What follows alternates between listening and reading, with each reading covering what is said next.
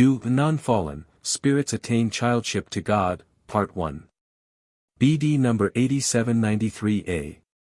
March 29, 1964. You will receive an answer to every question in order to disprove every misguided point of view, so that you will not remain ignorant when you desire the correct information. The deification of my created beings is the goal I set myself with my creation and which I will certainly achieve one day. Everything that came forth from me was supremely perfect. The beings I externalized as independent beings were like me, they were images of myself. Nevertheless, they were only ever my creations, which were unable to be any different than I had created them.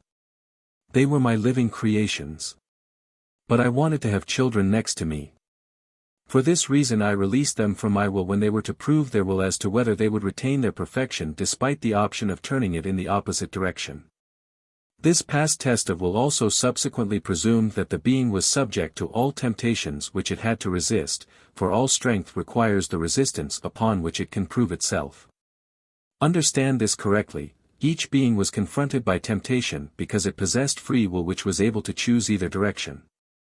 Thus the first being, Lucifer, the bearer of light, which my greater than great love had externalized, was the first which was supposed to provide me with the proof that it wanted to keep the supreme perfection it was granted. It was so exceptionally permeated by my strength of love that it reveled in absolute bliss and thus used the constantly inflowing strength for the creation of equal beings because, in its perfection, it was able to be just as creatively active as I am. And this process of creating beings lasted for eternities. They were therefore always living creations which could not possibly be anything but supremely perfect. Then I expected my first created being, Lucifer, merely to acknowledge me myself as the source of strength, thus I expected of him to present me to his created beings as the one from whom he himself had also emerged. But since he had free will, it was also possible for him to ignore my will, which he did by presenting himself to the beings as the highest being, because they were unable to behold me but he was visible to them in all his glory.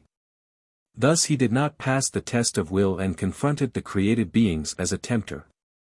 He tried to influence their will to likewise be in opposition to me, and he was very successful.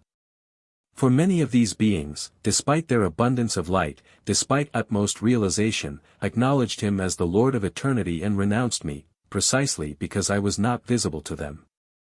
And these apostatized beings, having fallen into the deepest abyss of their own choice, must first reach higher spheres again. They must try to deify themselves of their own free will, which is indeed possible with my help. Once they have reached this goal they will have become God's children, perfect beings, who aspire to and achieve this perfection themselves. But a large proportion of originally created spirits also remained loyal to me. They resisted all temptations by Lucifer. Thus, they passed their test of will when they had to decide whom they should choose as their Lord.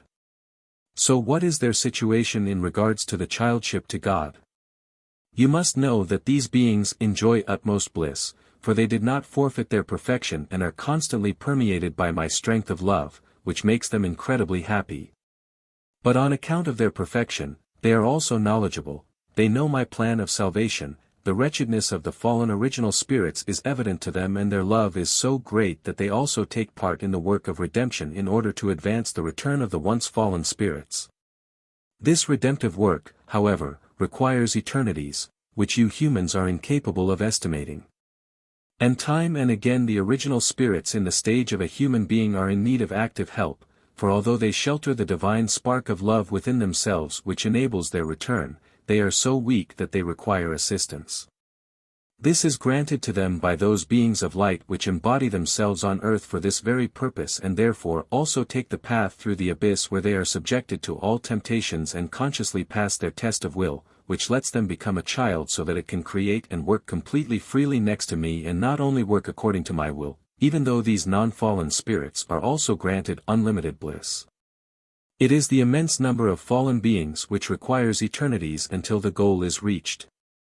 Consequently, there are also endless opportunities for the beings of light, having remained faithful to me, to achieve the childship to God through overcoming the abyss they voluntarily enter for the salvation of the original spirits, and this signifies constantly higher levels of beatitude for the original spirit which once remained faithful to me. For no limitation exists for me, and thus I can and will make my children happy to an inconceivable degree.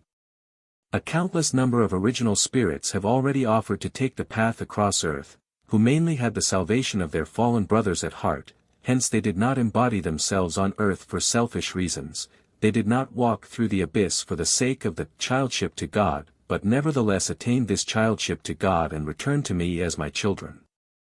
The only advantage the beings which remained faithful to me have over their fallen brothers is the fact they will never need to take the path through the creations of earth, and that they will never fail in earthly life either, that they must certainly resist all temptations but that they will always have much strength at their disposal, because love is within them and they will not relinquish it during their life on earth. However, the people in whom such original spirits are embodied are unaware of it and often have to travel very difficult earthly paths. They fight and serve and reach their goal with certainty, the complete unification with me on earth which, although it was not interrupted, must nevertheless be sincerely aspired to by every person, because it is and will remain the goal, because the right decision of will of every being is to profess me freely. All of my created beings will be my children one day, for a concept of time does not exist for me, even if eternities will still pass by. I will definitely achieve what I have set myself as a goal.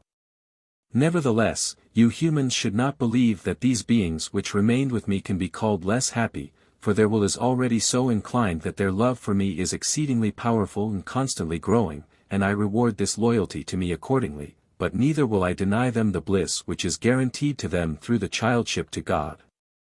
The whole sequence of events from the very beginning and for all eternity happens in lawful order. I cannot proceed contrary to my eternal order. Once I have designed a plan it will be carried out because my will is irrevocable. Amen.